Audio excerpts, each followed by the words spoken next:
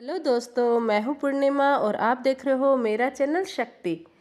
रमा एकादशी हर साल कार्तिक मास के कृष्ण पक्ष की एकादशी को रमा एकादशी का व्रत रखा जाता है। भगवान विष्णु को समर्पित इस व्रत में विधिवत पूजा करने के साथ साथ इस व्रत कथा का पाठ अवश्य करना चाहिए। तो आज मैं रमा एकादशी व्रत की कथा बताने जा रही हूँ। तो वीडियो शुरू करने से पहले बोलिए गणेश जी महाराज की जय। अब शुरू करते हैं रमा एकादशी की व्रत कथा। कार्तिक मास के कृष्ण पक्ष की एकादशी तिथि को रमा एकादशी का व्रत रखा जाता है। दिवाली में पहले रखा जाने वाला ये एकादशी व्रत काफी खास होता है। इस दिन भगवान विष्णु के साथ माता लक्ष्मी की पूजा करने से सभी मनोकामनाएं पूर्ण हो जाती है और सुख समृद्धि की प्राप्ति होती है। रमा एकादशी के दिन विधिवत पूजा करने के साथ व्रत रखते हैं। इसके साथ ही व्रत के दौरान इस व्रत कथा को पढ़ना या फिर सुनना चाहिए। माना जाता है कि इस कथा का पाठ करने से सभी कष्टों और पापों से छुटकारा मिल जाता है। तो चलिए जानते हैं रमा एकादशी की व्रत कथा। एक समय की बात है कि मुचकुंद नाम के एक सत्यवादी तथा विष्णु भक्त राजा था। राजा ने अपनी प्यारी सी बेटी चंद्रभागा का विवाह राजा चंद्रसेन के पुत्र शोभन से किया था। राजा मुचकुंद एकादशी का व्रत विधिवत तरीके से करता था। इतना ही नहीं, उसकी प्रजा भी एकादशी के नियमों का अच्छी तरह से पालन करती थी। एक बार कार्तिक मास के दौरान शोभन ससुराल आया। उस दिन रमा एकादशी का व्रत था। राजा ने घोषणा कर दी कि सभी लोग रमा एकादशी का व्रत नियम पूर्वक करें। राजा की पुत्री चंद्रभागा को लगा कि ऐसे में उसके पति को अधिक पीड़ा होगी, क्योंकि वह कमजोर हृदय का है। जब शोभन ने राजा का आदेश सुना तो पत्नी के पास आया और इस व्रत से बचने का उपाय पूछा। उसने कहा कि यह व्रत करने से वह मर जाएगा। इस पर चंद्रभागा ने कहा कि इस राज्य में रमा एकादशी के दिन कोई भोजन नहीं करता।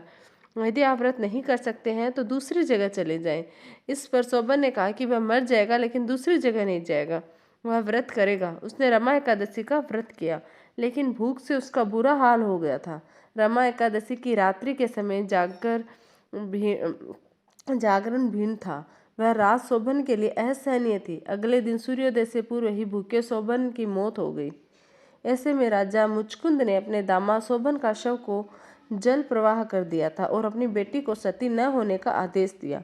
उसने बेटी से भगवान विष्णु पर आस्था रखने को कहा। पिता की आज्ञा मानकर बेटी ने व्रत को पूरा किया। उधर रमा एकादशी व्रत के प्रभाव से शोभन जीवित हो गया और उसे विष्णु कृपा से मंदराचल पर्वत पर देवपुर नामक उत्तम नगर मिला। राजा शोभन के राज्य में स्वर्ण, मणियों और आभूषण की कोई कमी नहीं थी। एक दिन राजा मुचकुंद के नगर का एक ब्राह्मण तीर्थ यात्रा करते हुए शोभन के नगर में पहुंचा, जहां उसने राजा शोभन से मुलाकात की।